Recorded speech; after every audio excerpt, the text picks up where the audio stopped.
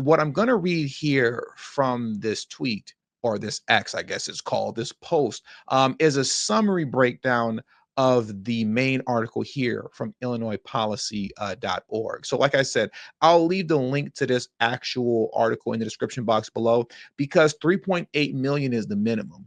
Brandon Johnson is actually looking at receiving up to $5.5 million when this is all said and done. What's going on, everybody? Thank you all for joining me today. If you haven't already, please make sure you hit the like button, subscribe to the channel if you're new to the channel, and most importantly, please make sure you follow me on Telegram at TD Media Group to help circumvent social media censorship and shadow banning. And with the introduction out of the way, let's get into today's news. And today, we have to head to the People's Republic of Chicago to discuss Emperor Brandon Johnson and get an understanding of why it is that he can care less what his constituents think about him, with him literally being at this point the worst mayor in the history of Chicago with an approval rating of 14%. Now, we know Brandon Johnson doesn't care, but why doesn't he care? That's what we really want to get down to the bottom of. Now, before we get down to the bottom of that, I just want to show you a quick video of the arrogance of Brandon Johnson, right? I want to show you a quick video of his arrogance because oftentimes, the city council meetings in Chicago occur and they almost always go viral because of the citizen population that attends the meeting, speaks out against Brandon Johnson, speaks out against city council, and does the best that they can to hold them accountable. And these interactions and encounters with the citizen population tend to go viral on the internet, right? We've seen this stuff over and over and over again. But what I want you to see here is when recently Brandon Johnson called a budget meeting to recess and said they would revisit it at a later date. This was maybe a couple of days ago when this occurred. I just want you to look at the confidence and arrogance with which he just struts off stage while the people are yelling and screaming, and he could care less. Look at this here. Well, why use a lot more than sucking dick out here, too? You are disgusting. You disgrace. This is embarrassing. You're a coward. Mohawk. You disgrace. That go you old coward. Mohawk. Disgrace. Loser. You loser. Byron Cinco Lopez, your project is... He just was so confident in that strut down the steps and away from the people. Now, why is that? Well, here's the reason that Brandon Johnson could truly care less about what the people think and what they have to say, right? And it's this right here. New.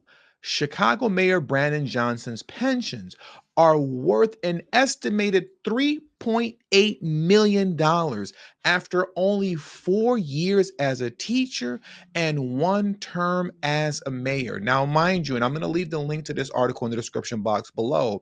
What I'm going to read here from this tweet, or this X, I guess it's called, this post, is a summary breakdown of the main article here from illinoispolicy.org. So like I said, I'll leave the link to this actual article in the description box below, because 3.8 million is the minimum.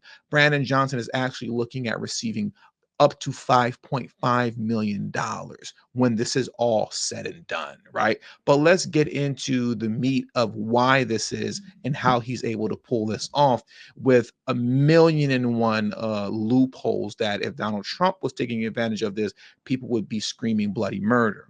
Johnson worked as a teacher in Chicago public schools for only 4 fiscal years from 2008 to 2011, according to data from the Illinois State Board of Education. Then he went to work for the Chicago Teachers Union as a paid activist. Because of loopholes in Illinois' pension code, Johnson appears to have been allowed to continue to participate in the Chicago teachers' pension, even though he was no longer a school employee, according to findings from a Freedom of Information Act request submitted by Illinois Policy.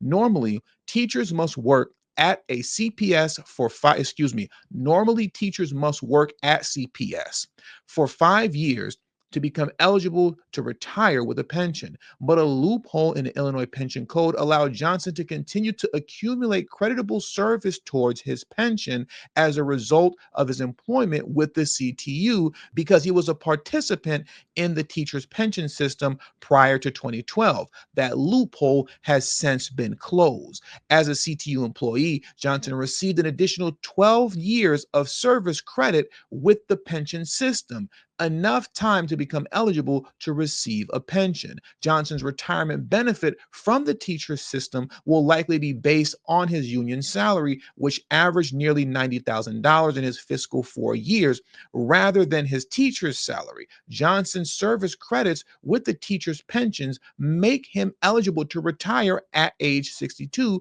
with full benefits. If he does so, he would be expected to receive nearly $1.1 million in pension payments during retirement. And it doesn't end there. Since Johnson became mayor in 2023, he has been a participant in the Municipal Employee Annuity and Benefit Fund as an employee of the city of Chicago, according to information from a Freedom of Information Act request submitted by Illinois Policy.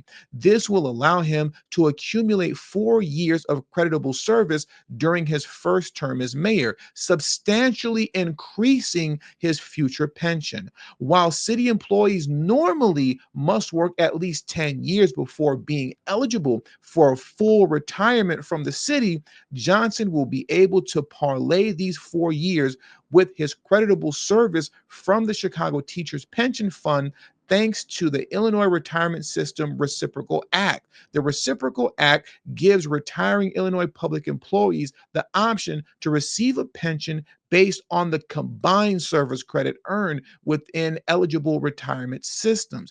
Often it allows a larger pension payout and for the person to collect a pension earlier than if they had retired independently from funds. Using the Reciprocal Act, Johnson will have 20 years of total service, making him eligible to retire with payments from both systems by age 60. Not only will Johnson be able to retire early, but he will be allowed to calculate his pension payments based off his final average salary as mayor instead of his salary as a CTU employee, substantially increasing his benefits. By the end of his term, Johnson will have accumulated a pension benefit worth an estimated $3.8 million, which he can begin collecting at age 60. Once again, if this was Donald Trump, Lord have mercy, you would all be screaming bloody murder. But because this is a Democrat DNC crook, nobody cares. Nobody cares. And essentially, that's why Brandon Johnson doesn't care about what anyone in the city of Chicago has to say about him as well. He can absolutely care less that his approval rating is 14%, because at the end of the day, when it's all said and done and all the loopholes have finally been taken advantage of, this man will be walking away with anywhere between 3.8 million to 5.5 million. Chicago is truly the most crooked city in America. And with all that being said, that does it for today's news. I want to thank you all for joining me today. Please hit the like button on your way out. Subscribe to the channel if you're new to the channel. Share this video on your social media platforms. And most importantly, please make sure you follow me on Telegram and Rumble at TD Media Group. Both my Telegram and Rumble link will be in the description box below and pinned in the comment section as well. Thank you all for your time. And until the next video, peace and have a great afternoon.